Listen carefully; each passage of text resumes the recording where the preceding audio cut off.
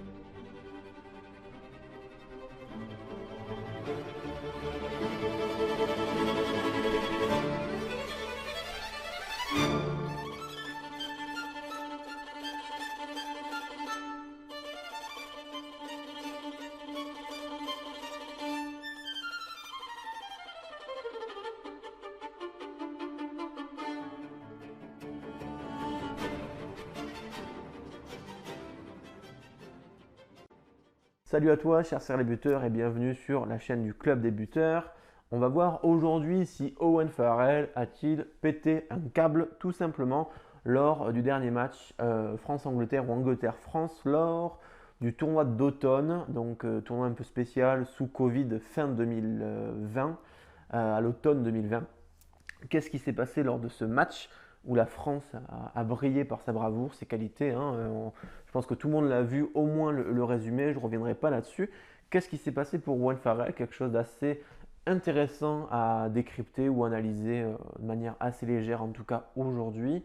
C'est quelque chose qui arrive normalement au moins une fois dans la vie de chaque buteur, c'est que il n'a pas réussi à tout enquiller et il a loupé certaines pénalités, certaines transformations assez faciles. Et c'est manqué. Coup de pied manqué de Owen. Manqué. Et encore une fois, Farrell. Oh, c'est encore manqué, mais c'est incroyable. Farrell, c'est parti. Non, ça va frôler le poteau. En tout cas dans ses cordes. Alors Owen Farrell, c'est quoi le problème avec Owen Farrell? Moi j'ai 4 hypothèses pour expliquer son choix, parce qu'il n'enquillait pas et il a gardé le but jusqu'au bout, le bougre. Donc Owen Farrell, c'est vrai que c'est un personnage très clivant, on est obligé de lui reconnaître les qualités, alors du talent, mais le talent, le travail, etc. Tu connais le débat, mais en tout cas c'est un bon joueur, un très bon joueur.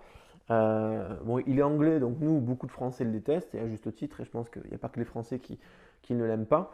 Et ce qui est assez énorme, alors je ne sais pas si tu l'as vu, je te le mettrai en description. Il y a un mec, alors forcément c'est un Français, mais bon, on ne se réinvente pas, qui a fait un anti-tribute, donc à l'heure où on fait des highlights avec les meilleures actions et tout, un anti-tribute, donc de toutes les conneries, toutes les cartouches qu'il s'est pris, toutes les boulettes, j'en mettrai une ici, toutes les boulettes qu'il a fait. Et l'anti-tribute a 1 million de vues. J'ai découvert ça là, en préparant cette vidéo, moi ça m'a fait mourir de rire. Et bon, c'est vrai que moi, je dois quand même reconnaître que c'est un très bon joueur. Et en plus, au niveau du but, il est assez remarquable. Bon, si ce n'est à part sur ce jour-là où ça s'est pas bien passé. Mais on aime le détester parce qu'il est anglais, il a une gueule d'anglais. Il paraît très en confiance, voire à la limite de l'arrogance. Et on le verra juste après dans les 4 hypothèses pour expliquer pourquoi il a gardé le but jusqu'au bout. Je ne peux pas ne pas dire qu'il est très bon au niveau du but et que forcément on peut s'en inspirer. C'est une base de travail intéressante. Mais je ne peux pas non plus lorgner mon plaisir quand je vois ceci dans l'anti-tribute. Je mettrai juste là.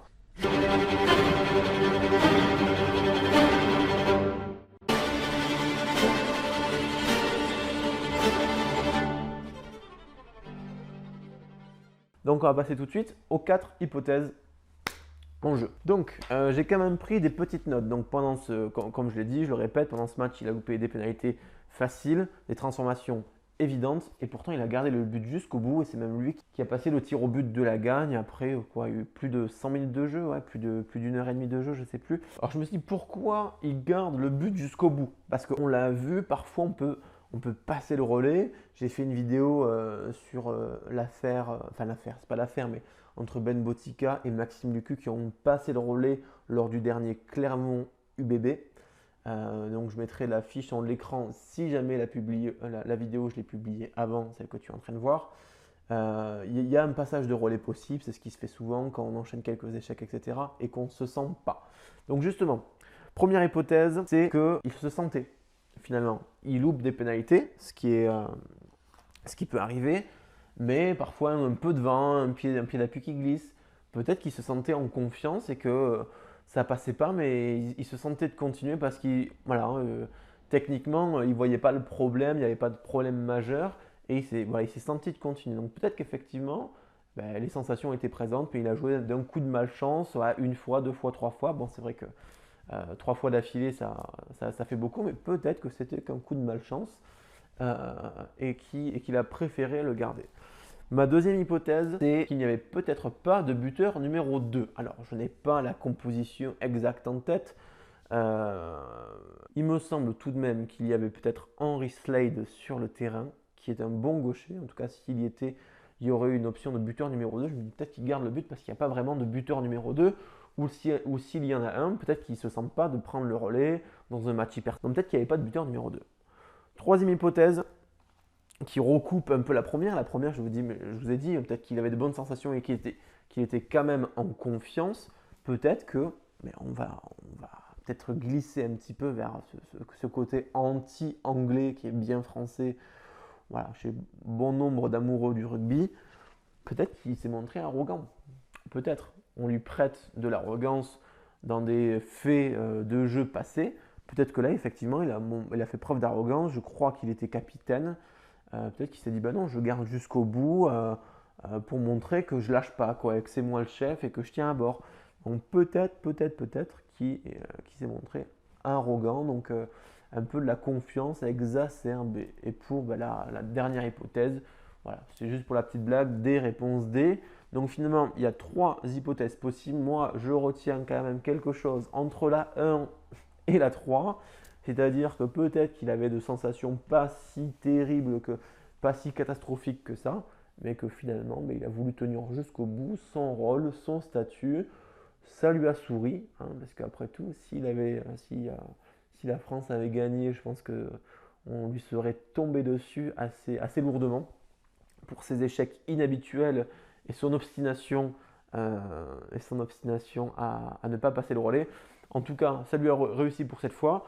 Dis-moi en commentaire si toi aussi, ça t'est arrivé de pas enquiller en match et qu'est-ce que tu as fait? Est-ce que tu as passé le relais? Est-ce que tu t'es effondré et on a dû te sortir? Est-ce que tu as continué comme Owen Farrell jusqu'au bout, coûte que coûte, jusqu'à ce que ça revienne? Et c'est peut-être revenu, en tout cas je te le souhaite, parce que c'est jamais évident de connaître des jours un peu des jours sans réussite, sans bonne sensation. Dis-le moi en commentaire. Si tu veux aider cette chaîne YouTube à se faire connaître, n'oublie pas de mettre un pouce bleu, le pouce en l'air. Tu as l'habitude, tu connais la chanson. C'était Vincent pour le club des buteurs. Je te dis à très vite. Ciao, ciao. Farrell, c'est parti. Non, ça va frôler le poteau. Non, poteau sortant. Ils ont tout avec eux, les Bleus. Et Owen Farrell qui manque une nouvelle fois ce coup de pied. C'est un match de déglingo, messieurs, dames. Là, c'est un truc de fou. C'est un truc de fou. 3 pénalités manquées par Owen Farrell, notamment la dernière pour la gagne. Il y a quelque chose qui se passe là. Il y a un truc qui se passe maintenant. Il y a un truc dans l'air. Ah oui. Ici à Twickenham.